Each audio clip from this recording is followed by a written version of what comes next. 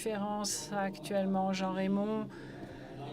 J'ai vraiment apprécié le fait que vous parliez d'un rêve ou d'un rêveur. Moi, j'avais d'abord compris un raveur, enfin quelqu'un qui participe à des rêves, des grandes soirées. Non, euh, vous êtes un rêveur. Et ce qui est important ici, ce qui compte, c'est d'avoir une vision pour nos travaux futurs, pour ce que nous voulons accomplir. Et jusqu'ici, nous avons mis en place maintenant une structure. Nous avons identifié une structure pour une base européenne. Maintenant, je reviens au rêve et au travail à accomplir. Eh bien, je vais vous donner un aperçu des étapes qui vont suivre, selon nous, pour le reste, pour finaliser ce projet. Alors, une fois que nous avons enregistré les résultats de cette conférence de consensus, donc les décisions prises par le jury d'aujourd'hui, nous finaliserons les documents. En fait, ces documents, je viens de comparer les résultats de Find an Expert de Findex 1, où nous donnions beaucoup d'informations sur comment les choses fonctionnaient. Et bien maintenant, nous avons franchi une étape de plus parce que nous parlons maintenant de critères concrets qui peuvent être utilisés dans chaque pays. Et je pense que ce qui serait utile, c'est de fournir ces critères sous forme de guide, d'orientation pour les pays qui participeront à la phase pilote, peut-être d'abord, pour encourager donc une compréhension, une interprétation commune de tout ce qui concerne et pour le recours à des experts. Alors, dans Findex 1, nous avons constaté, identifié les pays qui avaient un annuaire et ceux qui n'en avaient pas. Et maintenant, nous pouvons comprendre comment on pourrait appliquer ou faire une demande pour être inscrit sur cette liste, sur cet annuaire. Et ensuite, comment résoudre tout cela au niveau national. Bien entendu, c'est la raison pour laquelle nous faisons tout ce travail, d'ailleurs, d'avoir une compréhension commune, mutuelle des secteurs d'expertise, des experts, et aussi une confiance mutuelle dans le système de chaque pays, pour qu'il soit plus facile de nommer un expert, même si celui-ci ne vient pas de votre pays. Et même si cela se produit rarement, on a quand même parfois besoin d'avoir recours à un expert d'un autre État membre de l'Union européenne. Et nous avons besoin de quelqu'un qui va partager les mêmes valeurs. Et même ceux qui ont la même langue ont l'habitude de partager leurs experts. Mais j'ai constaté aujourd'hui aussi, je pense que c'était votre proposition, il serait utile d'avoir une sorte de principe de transparence pour chaque annuaire ou liste qui existe déjà, de savoir, de connaître les critères qui sont appliqués pour être cité ou figurer sur ces listes ou dans ces annuaires, et quels sont les organismes en charge de cet annuaire d'experts. Et ici, cette conférence est la première au cours de laquelle nous n'avons pas discuté du type d'organisme. S'agit-il ou faut-il que ce soit le tribunal ou une chambre du tribunal ou le ministère de la Justice? C'est la première fois qu'on n'a même pas discuté de cela. Et donc, nous avons bien avancé parce que je pense qu'ici, nous avons compris que ce qui compte, c'est de remplir et de répondre aux critères que nous proposons. Après, le reste va dépendre des pays, des situations, des réalités dans chaque pays. Nous avons donc fait un grand pas en avant en parlant de ces critères concernant les experts, les organismes chargés de la gestion des listes ou des annuaires d'experts. Et nous avons entendu également que certains pays demandent une inscription qui soit renouvelée tous les 5 ans. Alors peut-être que les choses vont encore changer, évoluer à l'avenir. Peut-être qu'il n'y aura pas de limite aux inscriptions. Peut-être qu'on adoptera un autre système.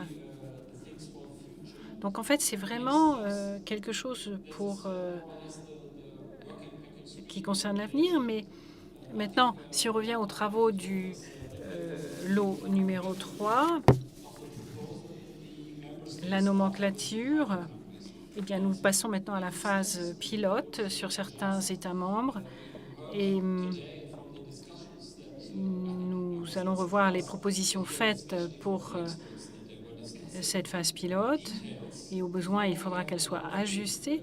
Mais avant que tout ceci puisse être mis en place, eh bien, j'ai entendu dire que avant d'avoir recours à un expert, il faut d'abord poser une question, mais en fait, il faut poser au moins 3 ou 4 questions. Eh bien, moi, j'ai appris que même les juges et les avocats posent encore plus de questions que les experts. Donc, nous sommes en tout cas tous sur la même voie, sur la bonne voie, je pense, après cette conférence d'aujourd'hui. Bon, qu'est-ce qu'on a produit déjà? Eh bien, quelque chose qui est déjà utilisé dans certains domaines. Moi, chez mes collègues dans mon institut qui travaillent depuis 20 ans sur la nomenclature, comment identifier des experts dans une base de données numériques. Et elles vérifient constamment si ceci fonctionne, par exemple, avec le système est compatible avec le système allemand. Et je peux vous envoyer les informations et vous dire, Yann, que la plupart des choses ou des éléments fonctionnent. Donc, nous avons déjà bien progressé. Nous n'avons pas parlé de l'avenir de cette nomenclature. Et là, je reviens au rêve de Jean Raymond. Il va falloir que nous mettions en place une structure qui perdure, aussi avec un financement, si nous voulons avancer et finaliser. Une fois qu'on commence ce travail de nomenclature, je peux vous prévenir, il n'arrêtera jamais, il n'y a jamais de fin véritablement. Lorsque j'en parle aux collègues chargés de nomenclature, eh bien la nomenclature fait l'objet d'une législation et il faut 2 à 3 ans pour actualiser une nomenclature. Nous avons d'autres systèmes, en Allemagne par exemple, où la nomenclature n'est pas légiférée, mais il y a un groupe qui en discute chaque année, 2 à 3 fois par an. Il se réunit et discute et actualise la nomenclature. Alors je pense que au niveau européen, pour la nomenclature Findex, nous aurons besoin aussi de trouver un système pour actualiser cette nomenclature. Aujourd'hui, nous avons déjà appris beaucoup de choses les uns des autres et mon avis personnel, c'est de faire participer tous les acteurs. Ça veut dire les experts, leurs associations, les juges, les avocats, etc. pour que nous soyons en mesure de travailler, d'élaborer cette nomenclature et puis d'établir des relations de confiance mutuelle aussi, et confiance dans cette structure pour l'avenir, comment nous allons pouvoir procéder. Encore une fois, on discute, est-ce que cela sera fait grâce à la Commission? Est-ce que ça va coûter de l'argent? La réponse est oui, non. Il va falloir trouver une solution. Peut-être que c'est quelque chose qui relèvera d'une organisation d'experts ou bien d'une cellule de réflexion ou bien les deux ensemble.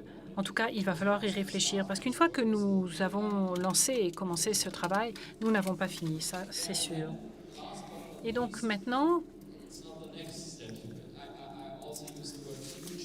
l'étape suivante, non, c'est pas seulement l'étape suivante, c'est l'étape qui concerne les étapes pour l'avenir, en fait. C'est donc ce moteur de recherche européen.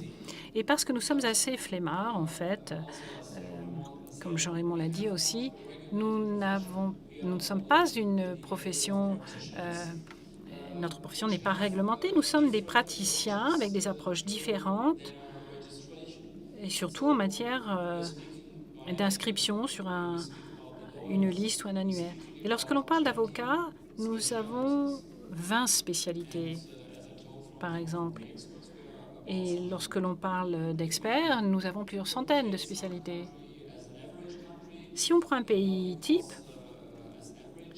moyen, pas parce qu'il est moyen, mais en termes de chiffres, de nombre d'expertises, prenons la France avec 200 domaines d'expertise dans sa nomenclature. Mais la France est à peu près au milieu de tout ce que l'on trouve en Europe. Donc, même si l'on a recours à l'informatique et à l'intelligence artificielle, tous les gens qui travaillent sur des bases de données le savent. Si vous n'avez pas les bonnes informations, même la meilleure intelligence artificielle n'est pas capable de trouver une réponse ou un résultat. Et enfin, d'un point de vue pratique, et dans mon expérience, je sais que lorsque l'on demande ou l'on nomme un expert pour un travail ou une tâche spécifique, spécifique, eh bien, cela relève de l'humain. Il faut pouvoir communiquer avec votre expert, même avant de le nommer parfois. Et ce n'est pas le moteur de recherche qui va le faire et qui va vous dépanner ici. Nous avons même si nous avons un chatbot,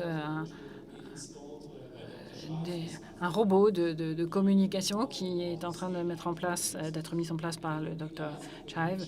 Alors, ce sera formidable d'avoir un chatbox pour les experts capable de répondre aux questions, mais peut-être que ça fonctionnera. C'est pas la peine de rigoler, mais ça fonctionnera peut-être un jour. Mais actuellement, pour prendre une décision, nous savons que la meilleure solution, ça reste la solution humaine, le facteur humain. La recommandation ou bien le résultat d'un rapport, au final, dépendent de la personne, l'expert en charge ou responsable de son rapport. Donc on revient au caractère et au facteur humain. L'une des missions majeures pour l'avenir, c'est d'adopter donc en phase pilote cette approche commune. Parce qu'en fait, nous avons 26 pays qui vont accepter, 6 pays qui vont envoyer leurs données. Et je serais ravie si les autres pouvaient suivre et faire de même. Parce que si l'on revient par exemple à l'exemple des avocats, nous avons les 6 pays actuellement. Et bien, après 12 ans, ça fait 12 ans que ce registre pour les avocats est en ligne et nous avons 25 pays qui ont contribué à cette liste, à cet annuaire d'avocats. Alors, il y a encore beaucoup de chemin à faire pour persuader d'autres pays de contribuer avec leurs informations, mais je suis confiant et convaincu que nous sommes sur la bonne voie parce que les autres professions, il y a d'autres professions qui ont déjà atteint cet objectif et je pense que pour l'expertise et les experts, nous y arrivons. En tout cas, il est indispensable que nous le fassions. Et je suis convaincu que ce projet ici, Findex 2, et nous arriverons certainement à un Findex 3, nous permettra de nous rapprocher de notre objectif. Merci beaucoup, merci d'être venu aujourd'hui ici. Merci au jury qui a pris le temps aussi de tout